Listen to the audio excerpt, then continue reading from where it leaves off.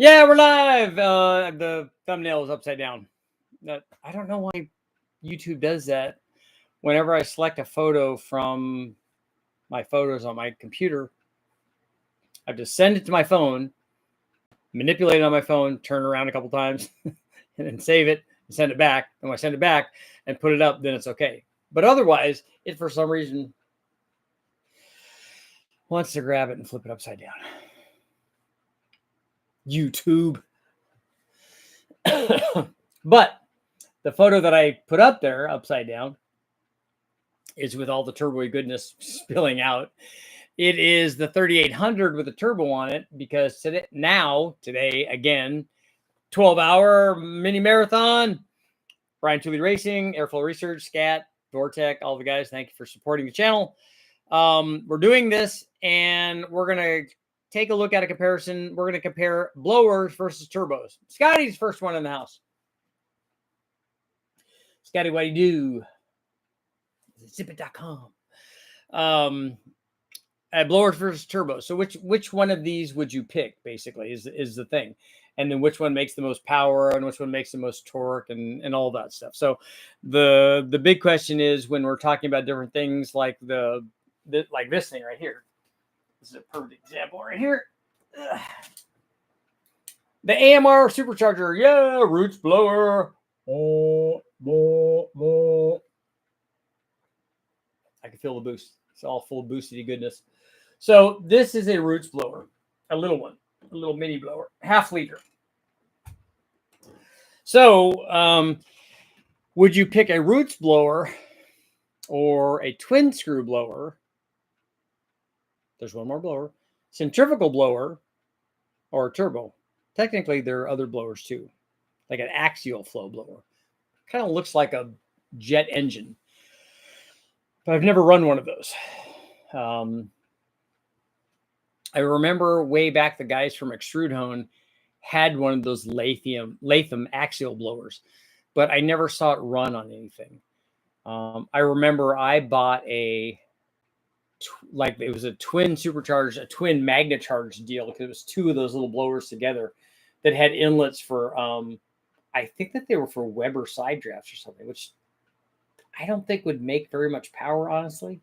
I don't know how big the inlets were on the blower. I don't remember, but I remember having that blower and thinking we need to put this on something.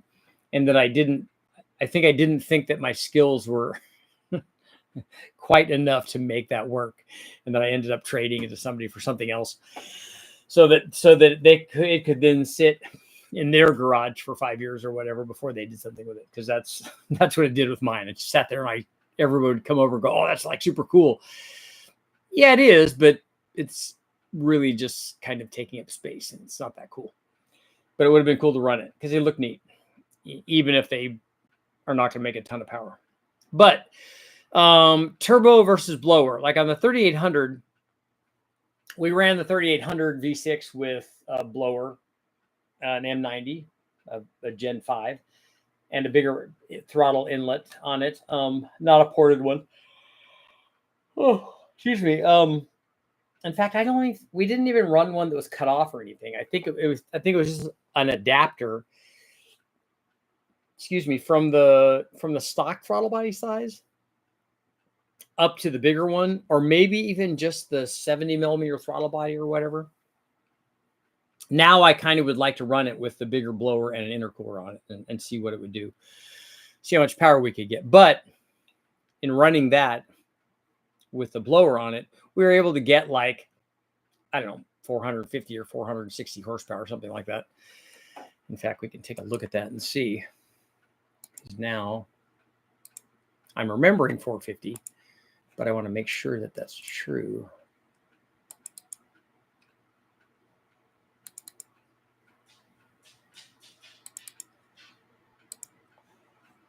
Oh, I take that back.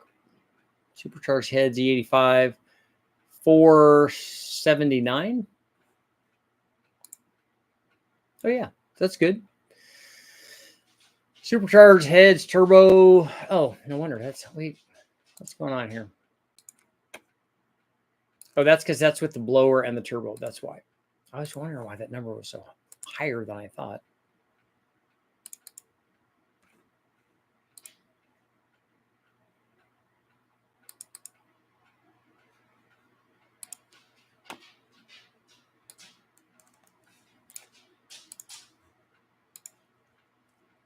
see, turbo versus blower. New cam, blower, intercooler. Yeah, I know we did more than that. That was 425. There we go, 445.6. So yeah, 445, 450, 6,300. Oh no, 448. So right near 450. So I was right. And that was. Then when we ran the turbo on it, we were like 610 or 615. So it was, not surprisingly, a lot easier to make power out of the turbo than it was out of that blower. Now, there are some things obviously holding back the blower. I don't think that blower, even in the form that we have it now, with a big inlet and ported and stuff by the guys at Jokers, thanks again to the guys at Jokers, I don't know if that blower would support, 700 or 750 horsepower like that it will with that GT45 turbo that we ran. So we have way more turbo than we had blower. And it makes life harder on this combination because we're not making a lot of NA power. And so the blower's having to do what it does at a fairly high pressure ratio. I mean, it's having to do it at a high boost level. And the turbo's not. The turbo just makes more power. And we saw this on other tests that I did with blowers versus turbos. We ran it on if you take a look at the video that I have up, on the modular Ford, where we ran it on the 03 Cobra motor with the cam in it. We ran it with a roots blower. We ran it with a twin screw.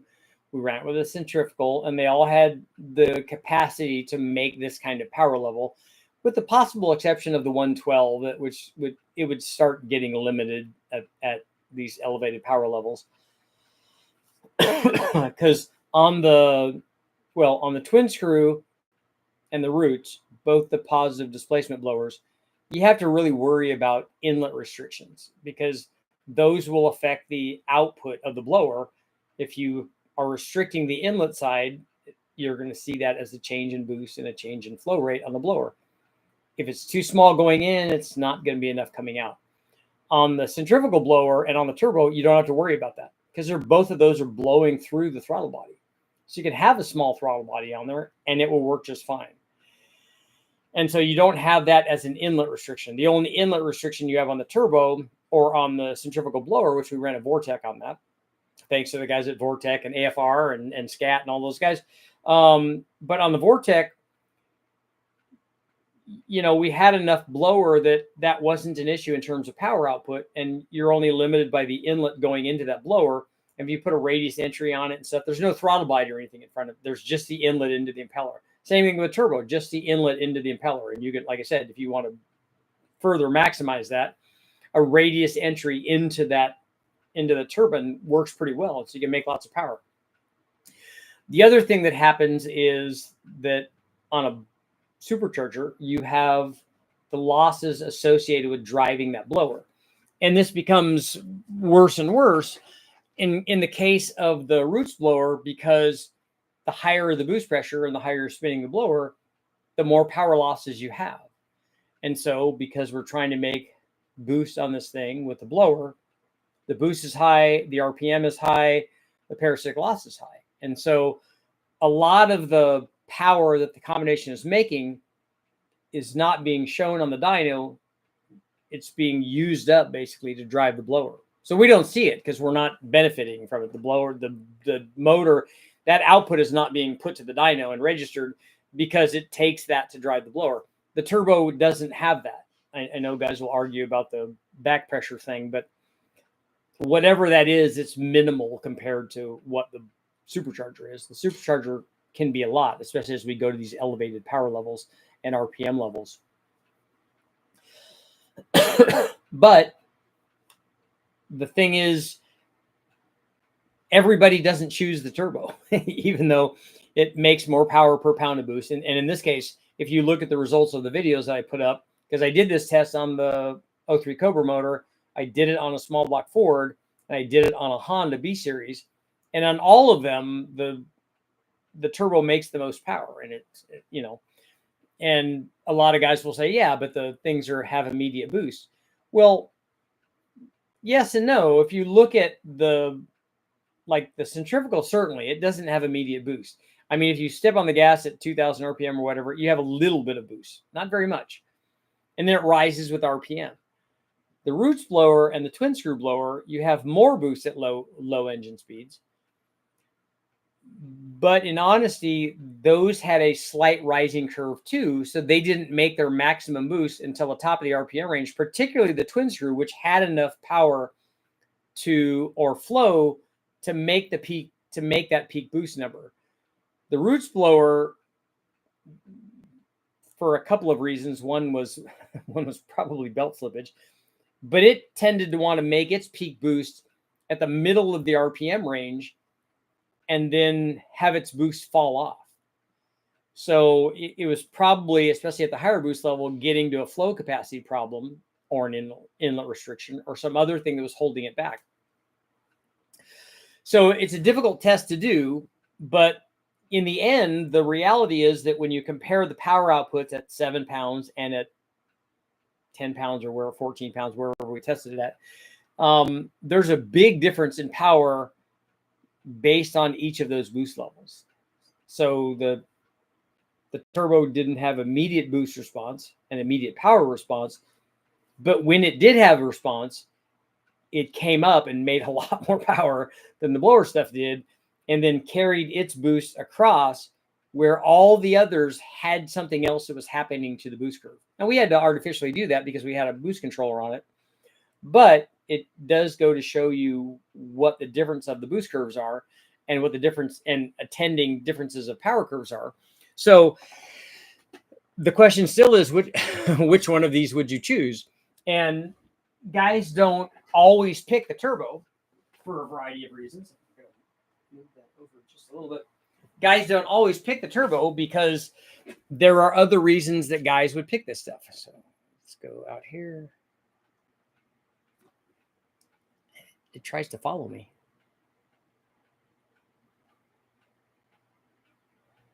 How about if we have two of them? It likes that. Guys don't always pick the turbo. A lot of them pick the blower. Like I said, I think I would pick a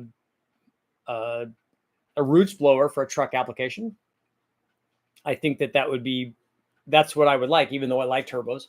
I think that's what I would pick. Guys pick centrifugal blowers, guys pick twin screw blowers.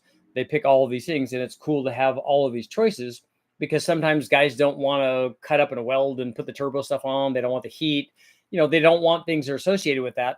They want, some guys want in race cars, they want the traction control that's afforded by a rising boost curve. There are a lot of reasons why guys would choose the particular things that have nothing to do with like, what do you think is the ultimate thing per pound of boost? Hello, guy. Hello, babe. Why don't you come in here and lay down? I know it's hot. Pretty soon we'll be able to start taking you guys over to the pool and you guys can go swimming, huh? I know, huh? But the cool thing is that we get to choose all those. Was my point at the end of all this for us. Just before Brady came in, decided to come in and sit down behind me. So let's see what you guys got going on today. Turbo stuff is awesome, and I'm excited about running the little AMR 500 on the Metro, but I'm also excited about running the turbo, and then I'm kind of excited about maybe combining the two, which would be cool. We're back. Yes, turbos are so efficient. They are. 3800 turbo coming first is not to be bragged about. Second place is the first loser. Eric, you are getting all the ads. I thought you traded those, man. My turbo took too long to spool. Turbocharged is cooler and easier to intercooler because it can be just about anywhere in the engine bay. Sometimes with packaging on the roots blowers and stuff, they are right underneath the blower, which again, because some guys don't like that because it's a hot area. Roots types are good for trucks, need low end grunt. Exhaust system on a roots type blower is far simpler. Yeah, because it's just the exhaust system. Richard, are you going to rally about centrifugal this year as well? This hour? You mean centrifugal blowers? We did talk about that. I ran one. I ran a Vortec on my Mustang for years and years and years, and I loved it. But when you put a turbo on there, it's a whole different thing.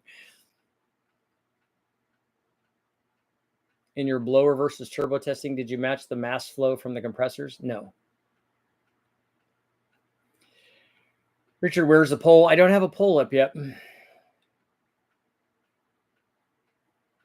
Ran turbos for decades and loved how easy they were to customize for daily driving and making runs, but now I see the allure of the ease install of the supercharger. Pure Racing has its own thing.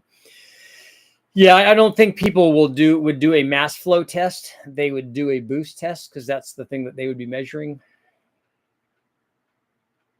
I ran turbos for decades and loved how easy they were to customize for daily driving and making runs, but now I see the allure and ease of the supercharger. For power for towing, you go with a smaller turbo that spools much sooner, or a roots blower for bottom end. Why not both? I have a dream to do a super turbo setup on the Metro with a clutched AMR 500. Don't know if it'll ever happen. I don't know how you're going to rig the clutch up. That will be interesting.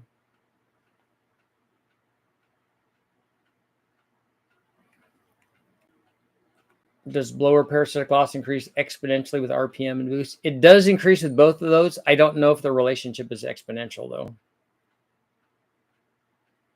I have a compound boosted Ecotech that's crazy fast. Twin charge Ecotech sounds fun.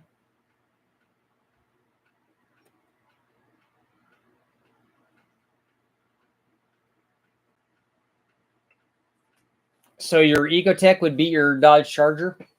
Well, 500 horsepower is a lot.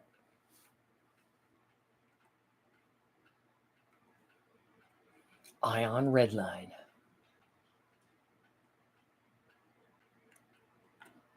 How about a roots blower and a turbo that blows under the rotors at a set pressure? Yeah, you'd have to, again, managing that is problematic. It's a lot of rigmarole.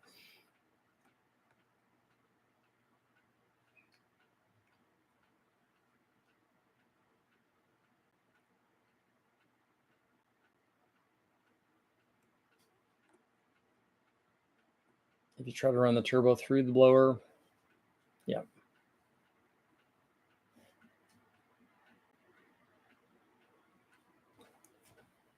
Are you back now? Did you wander around and decide that you needed more petting? Where's your brother at? How come he never comes up here? Oh, how come he never comes up here?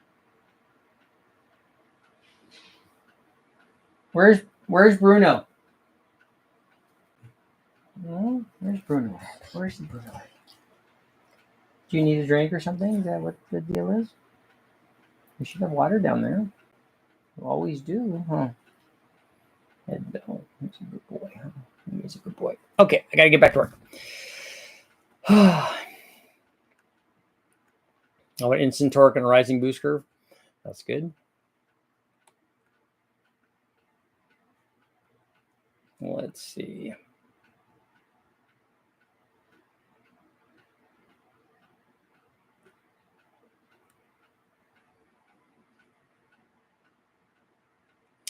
On the 3800, I want to go centrifugal to ease the early load on the transmission. A lot of guys go turbos because of the numbers. It's the last one. Had to watch the Tucker interview with Trudeau's brother. Okay. What's going on, Richard? Are you doing the 24-hour thing? We're doing a 12-hour mini marathon. Are you running MLS gaskets on boosted applications? I am on all of the LS stuff.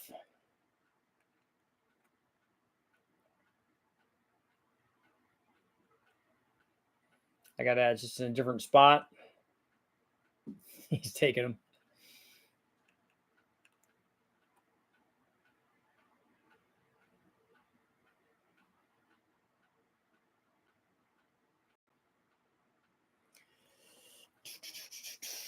It's been fun tuning VE and disabling math. It works good all the way up till 4,000 to 5,000 RPM when it starts building power, and then it falls on its face because the math is disabled. I'm going to twin charge my 3800. but not to make the most power, but because it looks cool. We did that on the 3800, and it is cool.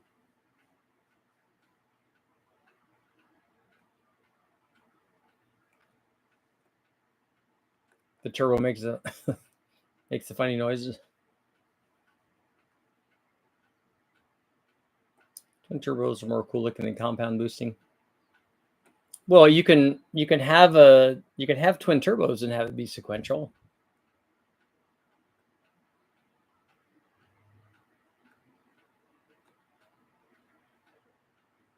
I love the blow off valve.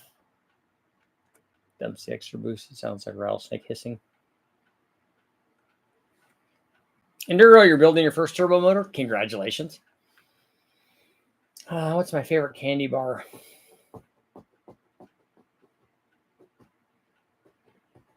don't know.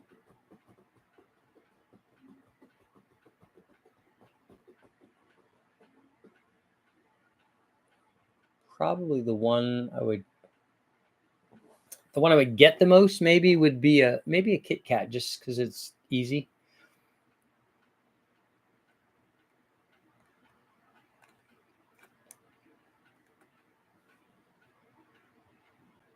I have a Hummer H3 5.3 liter LH8 engine. LH8 can handle 800 horsepower for off-road. Yes.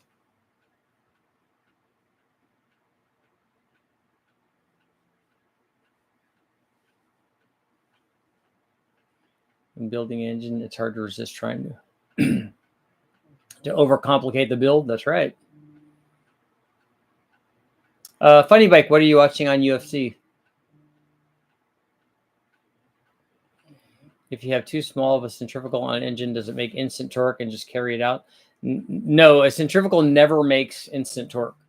A centrifugal makes very little boost down low, and then the boost rises with engine speed.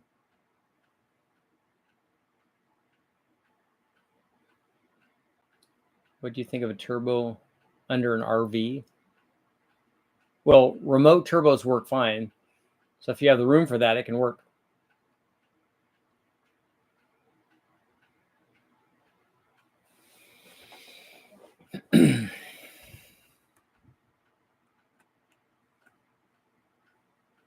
I kind of want to do the centrifugal turbo. Centrifugal turbo. The twin, the sequential turbo. Matt has a turbo LS Winnebago. Cool. Light heavyweight fight. Okay. Usually there's a lot more scrapping in those.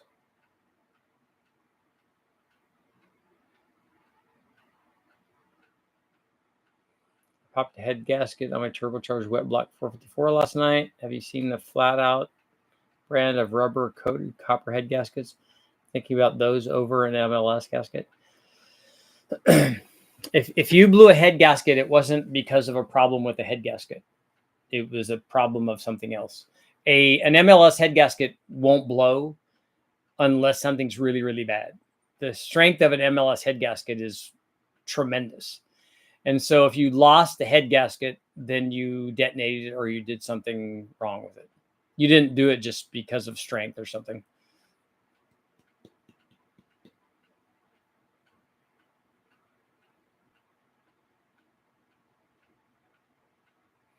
Real happy with your Pro Charger. Good.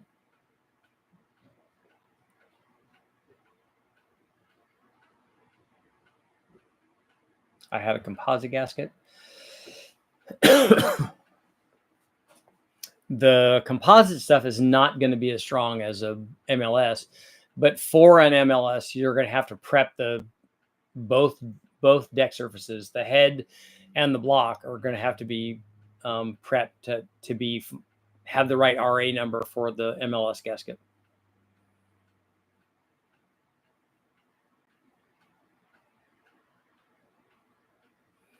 My 75 millimeter torque storm centrifugal makes 700 foot-pounds at 2,600 RPM.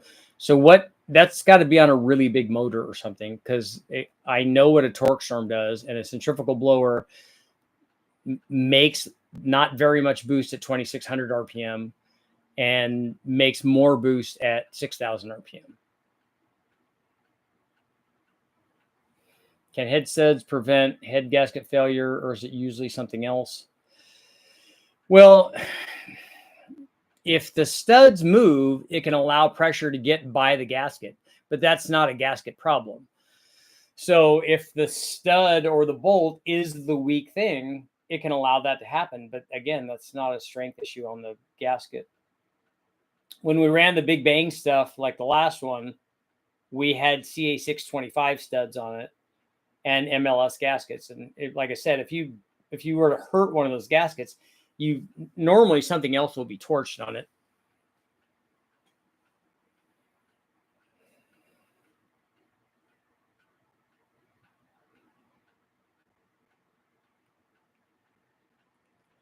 On fuel delivery, I have a 300 gallons per hour pump, 80-pound injector, GT45, 7 to 10 pounds of boost. What kind of fuel pressure should I be shooting for?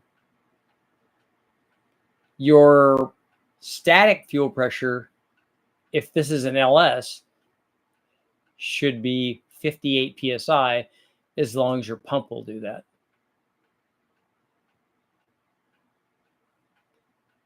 For a mildly built engine without a power outer, what would be the best gasket for an unprepped surface assembly? What engine is it, and what came off of there?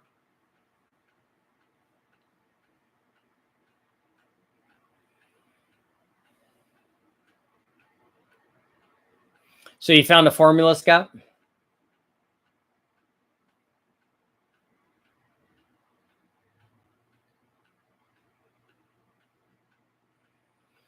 For a small block Chevy, I'd put an MLS gasket on it. I mean, not an MLS. I'd put a Felpro gasket on it, one of the blue ones.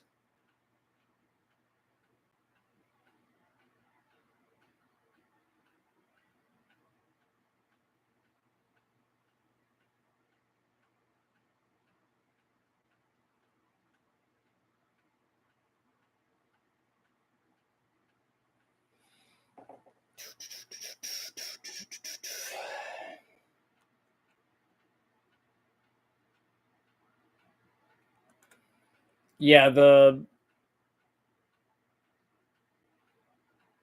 Enduro, the flow rate of the injectors is rated at a specific fuel pressure.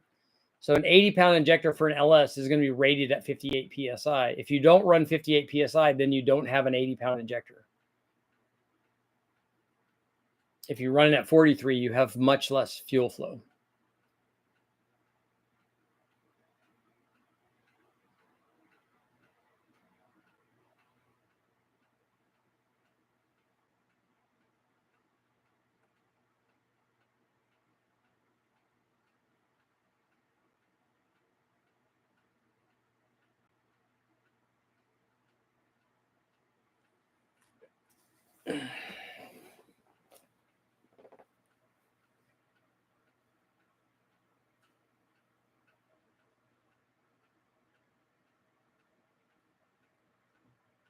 The turbo stuff is, when you're talking about head gaskets, it's interesting because it makes, if you get the turbo to come up before or near where the torque peak would be, if you had a flat boost curve, it's going to make a lot of torque. It's going to have a lot of cylinder pressure.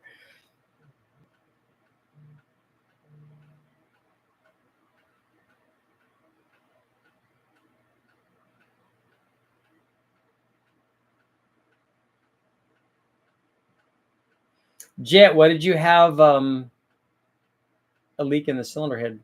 How did you get that?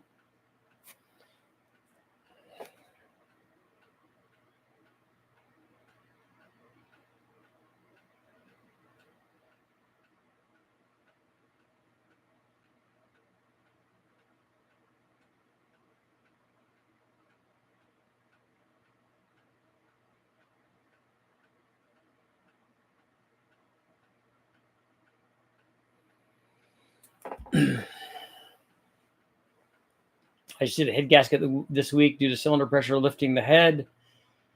ARP bolts and GM MLS gaskets were on it. Now going Cometic and ARP studs.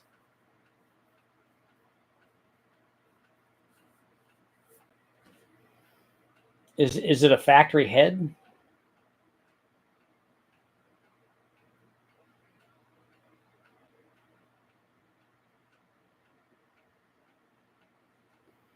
The copper head gasket is better than MLS gasket. I really want to know. Is 43 static enough to run a 5.3 on 7 to 10 pounds of boost? Yeah, on gas it probably is.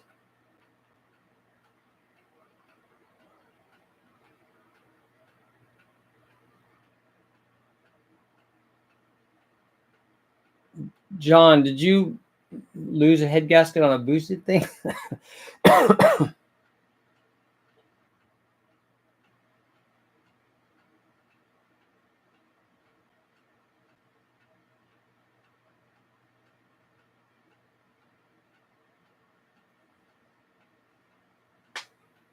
PD11A centrifugal blowers, 6 liter. How much boost on 3-inch pulley? I don't know. I haven't run one of those blowers in a really, really long time. I don't think I've ever run one on an LS motor.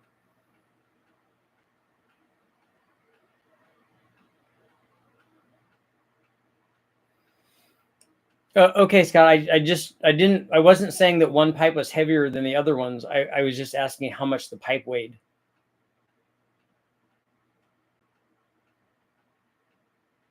Power stroke 6-liter head gaskets are MLS, but often fail because they only have 4 bolts per cylinder. But isn't that what an LS has? Or a Ford? That kind of thing is often quoted. I remember back in the 5-liter Mustang days that guys were saying, well, yeah, look how many head bolts the small block Chevy has, and look how many the small block Ford has. And the number of head bolts is not the problem. I mean, if you just look at what we did on the LS, it only has, it has bolts on either side of the cylinder, just like a Ford does. We had really good bolts, and we had nothing fancy in terms of head gaskets. We had MLS head gaskets. We just factory LS9 head gaskets, CA625 bolts. They were like at 105 or whatever the recommended setting was. And we had over 1,300 foot-pounds and 1,540 horsepower, and we didn't ever hurt any head gaskets.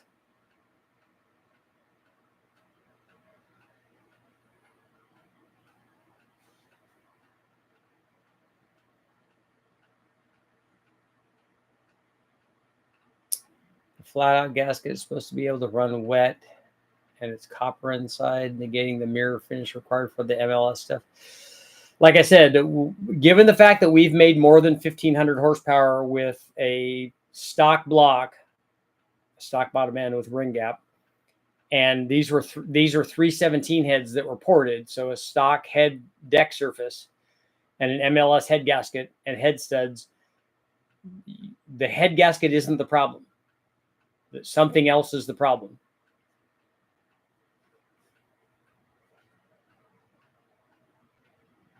My J35 has 8 bolts on each. Again, is that the problem? Is that what's stopping the thing from sealing?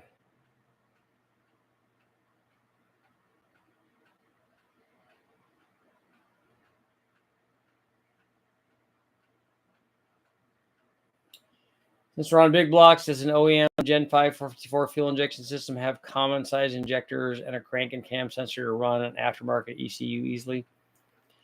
Can't remember what I think that I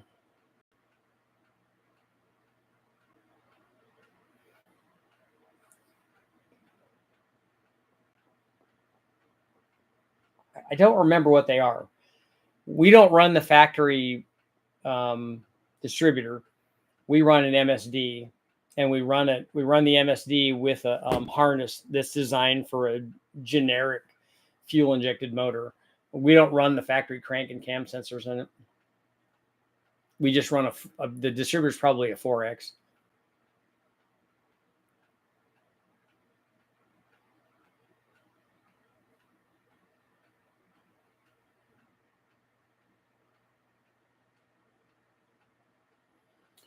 Richard, you want to take a listener's motor and throw it on the dyno and see if it runs? Unfortunately not.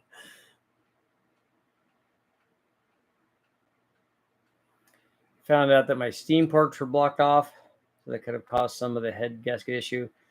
It's 4 to 6 cylinders that were out of it. Yeah, it's definitely not a head gasket strength issue.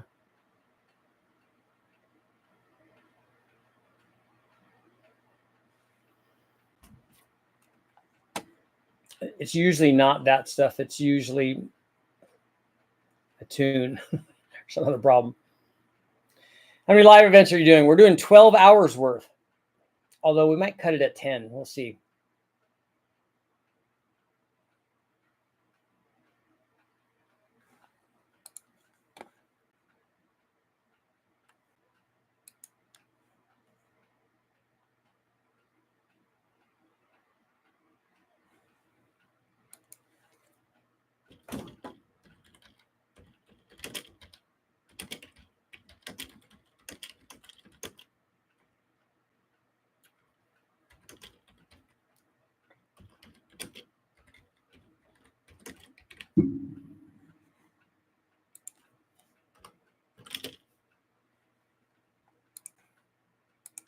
Why is it we get our best discussion about about UFOs?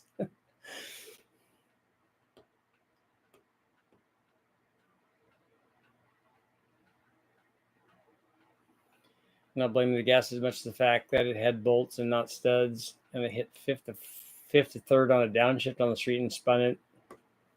Yeah. I would like to talk to the ARP guys and see if they think bolts would be stronger than studs. They don't have CA 625 bolts, but you're not making anywhere near the power that we had on these turbo things.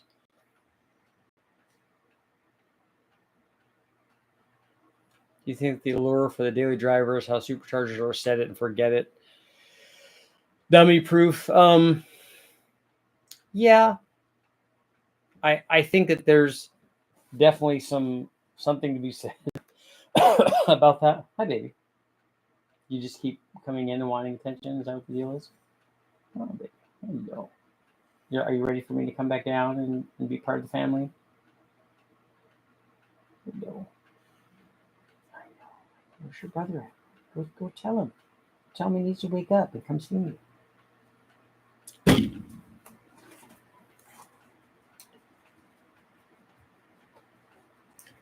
Richard, you heard from Ecotech Sandrail Todd lately?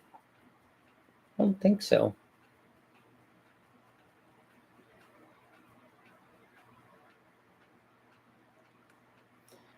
I have a theory that for each thing you want your car to be able to do, it typically does everything else just a little bit worse.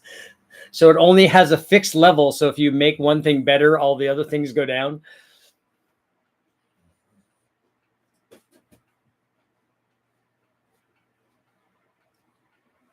Dogs come sit on my feet when I'm at the PC. They know I'm stuck. The Bruno, when I'm downstairs on the desk downstairs, he comes and pushes me out of the way to get underneath where he can lay down under the desk. That's his spot.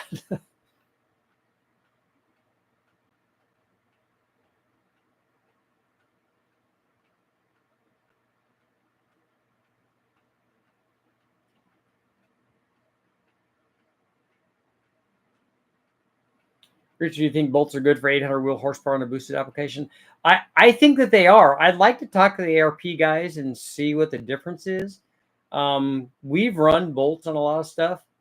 I didn't ever run bolts on the high horsepower stuff. All the previous big bangs, I think, got studs. Only the last one got the CA 625 stuff. The other ones were just ARP 2000s, I think.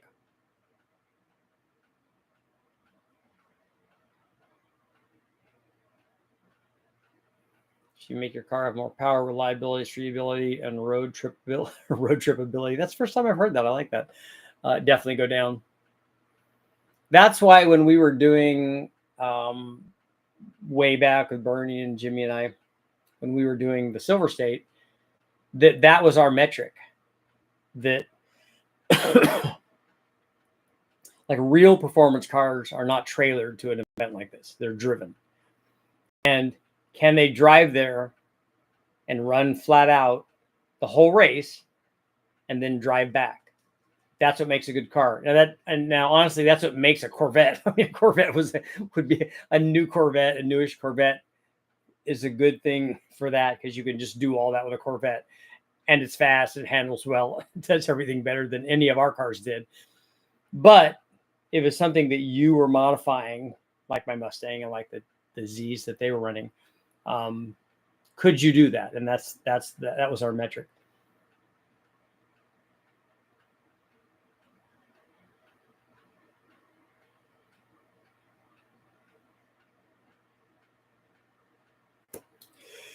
All right, Scotty, we'll see you, man. But now we can talk about aliens. Now the engineer Scotty's not here. He probably took the dilithium crystals or the beryllium spear if you're a Galaxy Quest fan. We don't even have a poll yet. What are we doing here?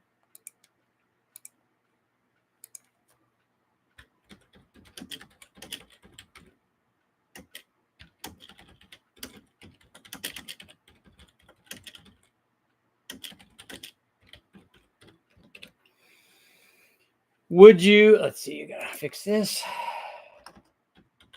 Would you pick a turbo over a blower for your daily?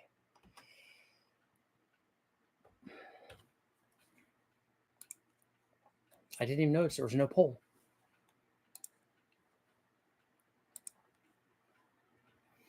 What setup is cheaper to build? I almost think that the turbo, do-it-yourself thing, a turbo is probably cheaper. If you get a complete blower kit from some of these things, they're pretty expensive.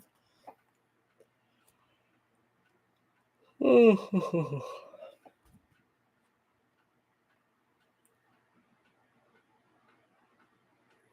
have a question. What is the best option for a cam on a 350 stock motor, long tubes, Holley, contender intake manifold, Holley 600? I want it to chop super hard, but still have enough vacuum for brakes. It can't do both of those things. If it has lots of chop, it's not going to have idle vacuum.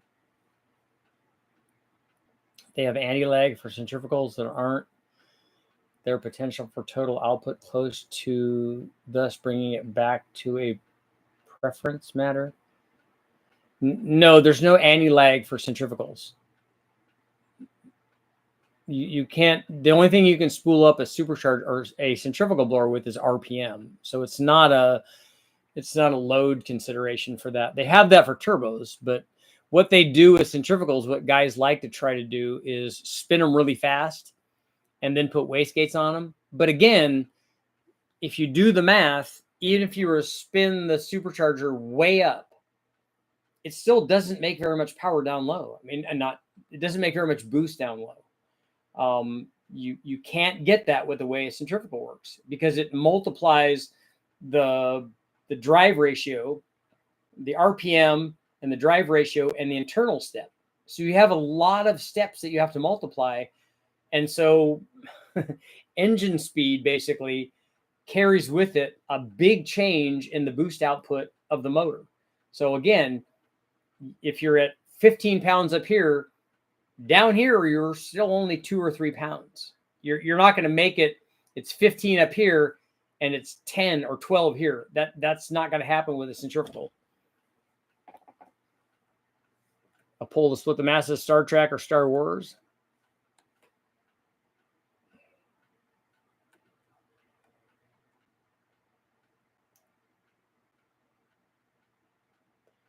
Does pounds per cc of an injector correlate to pounds of boost regardless of if the forced induction is a blower or a turbo?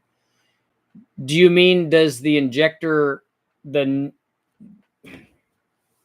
I don't know about what you're talking about, the flow rate of here's what I'll tell you about injectors. You need to have enough injector to support your desired power output. So you need to have the injector, and you need to have the fuel pressure supplying that injector so that it has enough flow from the injector to give the engine enough fuel under boost to make the power that you want.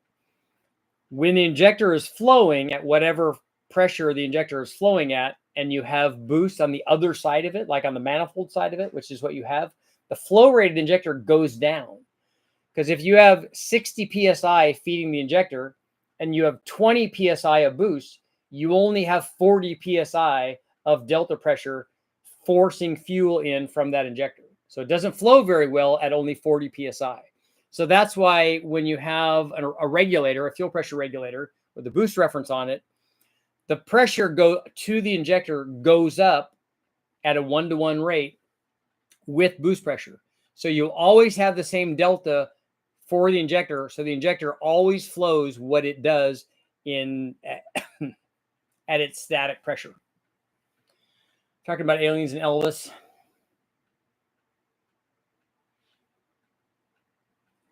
I trailer my cars because keep miles off of rare cars, G8 and a GTO. Okay. What do you do when you have both? Well, you have both. You just keep quiet and stop bragging about it. I'd rather have a Zat gun.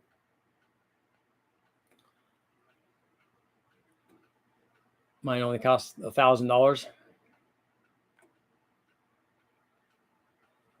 I have a turbo, I can blow my tires off at 4,000 and hit a crowd instead of blowing my tires off at 2,000, hitting a crowd. Nice.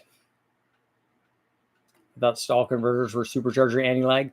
That does help, right? That's RPM. Or a manual transmission with a clutch drop.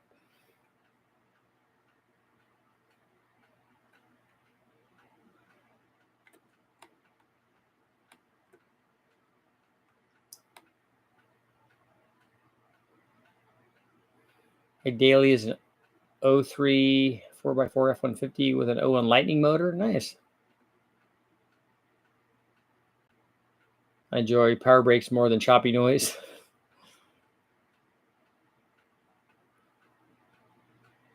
Just asking on the anti-lag. Like I said, I wanted lower boost due to the dreaded 4T65. Yeah. Spurgey, listen to Gail Banks' boost gauge is dead video. Yeah. Gail wishes. Whatever Gail is trying to sell, then the other thing that's been in the industry forever and is still overwhelming the industry, everybody has a boost gauge, is not working anymore. That's not it. I love being able to turn boosts off of the turbo in inclement weather with new electronic throttles. 1,000 horsepower via supercharger in the rain is scary.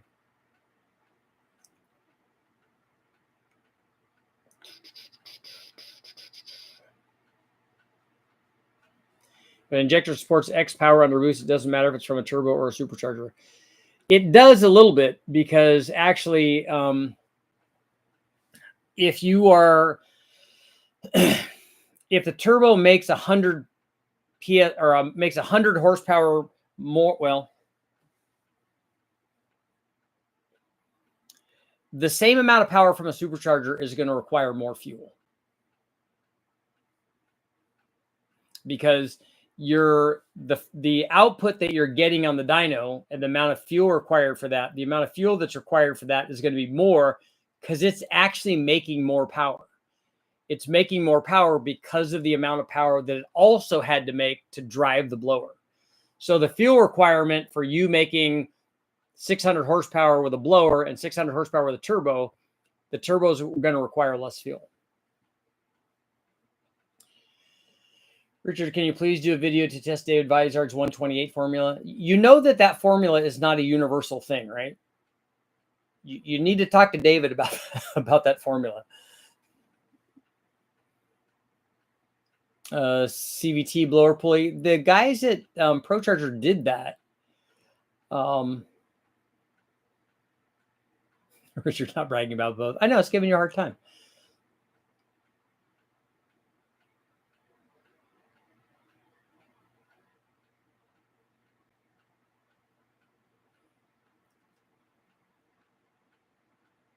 I broke a stage 2 trans after weeks. I wanted to swap this 4T65 so bad. I want to really swap the 3800 with a 4T80.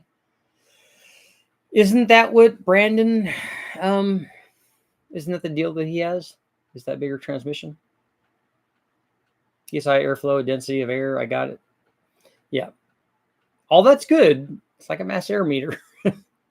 But that's not going to replace a boost gauge. It's not going to, for the same reason that the cam that makes the most amount of power, if we could get that, is not going to replace all the other cams because it's going to cost a lot more.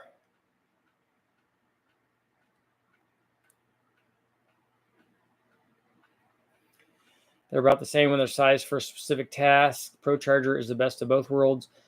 I don't know what your comment is. A Pro Charger, having tested many of those, a Pro Charger is a centrifugal supercharger, just like a Vortec, just like a Torque Storm, just like any centrifugal supercharger. A Pro Charger doesn't make the same amount of power per pound of boost as a turbo does. It doesn't have the same kind of curve. It has a rising curve. They're good and they make lots of power, but they do what a centrifugal supercharger does. I think that the 128 formula was designed for the small block Chevy, is what he originally designed it for.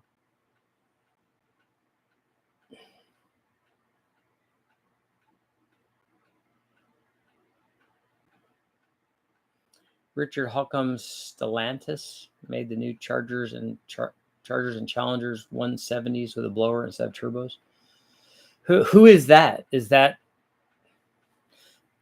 is that Dodge or something? The reason that manufacturers would choose a particular form of power adder has nothing to do with which one's the most efficient. Brandon just released a tubular cross member for the W body, yeah. But I thought that he have that 4T80 swap thing too. Stellantis owns Dodge and Jeep and Chrysler and Fiat. Okay. The reason that they would pick a blower is because that will do what they need it to do at the lowest cost and with the fewest problems. But not because a blower makes less power than, or makes more power than, or less power than a turbo, or more power.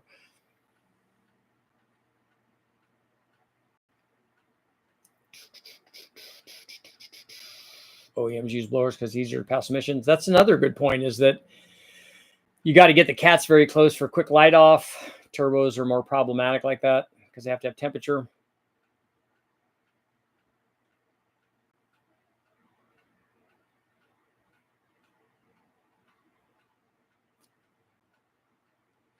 I mean, for an OEM application, it makes sense. And you're dealing with blower manufacturers that are used to doing it at an OEM level. They can certainly do it with turbos, but emissions is a good point for Bill. That's a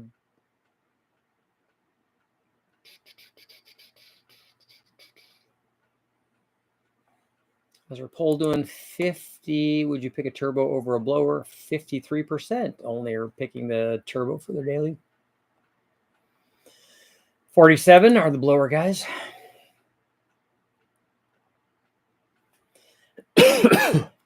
Packaging would be another one. Costs, emissions, all that stuff. They're considering all that stuff, not hey, which one makes more power.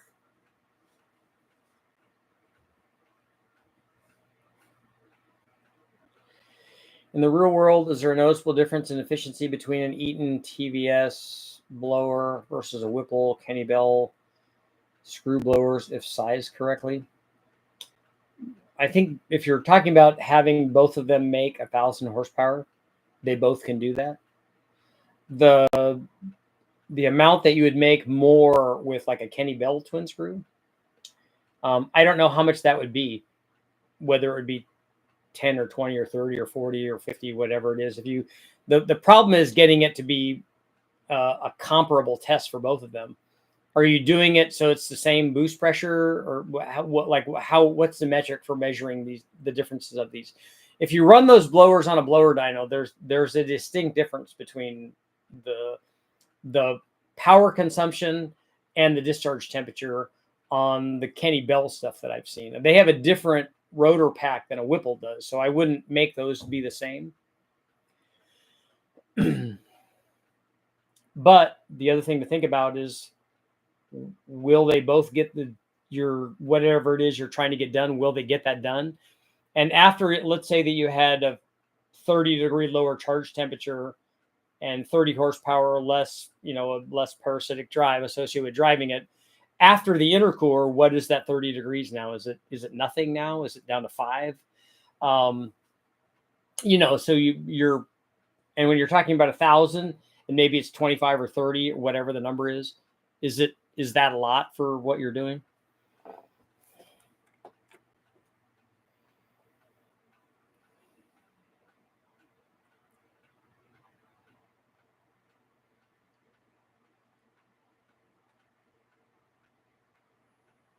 Does higher compression help whatsoever? Yeah, we did one of these videos already on compression. It helps everything. It helps fuel mileage. It helps power, but it also helps with other problems.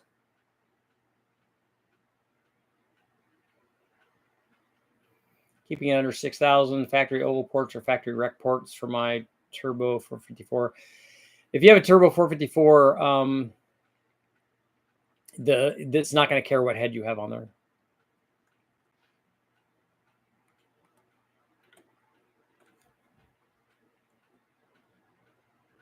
The heat soak on the twin screws are atrocious. That's not accurate. A twin screw has internal compression, which is why it's more efficient of a supercharger. But every blower that makes boost will make heat. They will heat the air. In fact, at wide open throttle, when you do a comparison of a twin screw versus a roots blower, the discharge temperature is lower on the twin screw if it's a good twin screw. So you feeling the outside of the blower is not the same as what the discharge temperature is doing.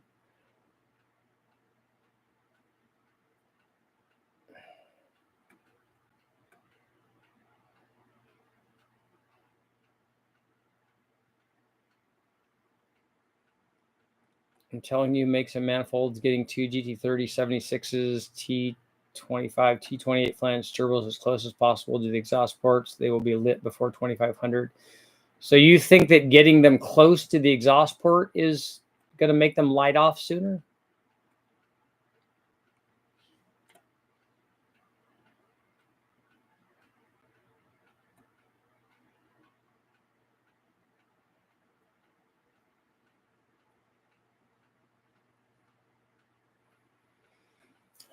We got 1 more minute.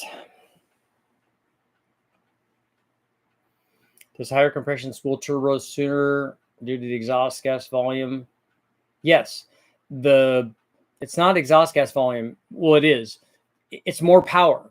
So if you raise the compression from 9-to-1 to 10-to-1, you will make more power everywhere. And more power will result in more exhaust flow. And more exhaust flow will spool the turbo sooner. I learned 5 new things. So what will our next thing be? Full exhaust. We did that. Turbo versus blower. We did that.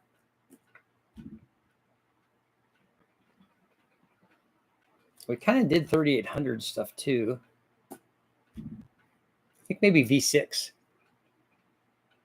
think maybe 4.3 liter V6 stuff.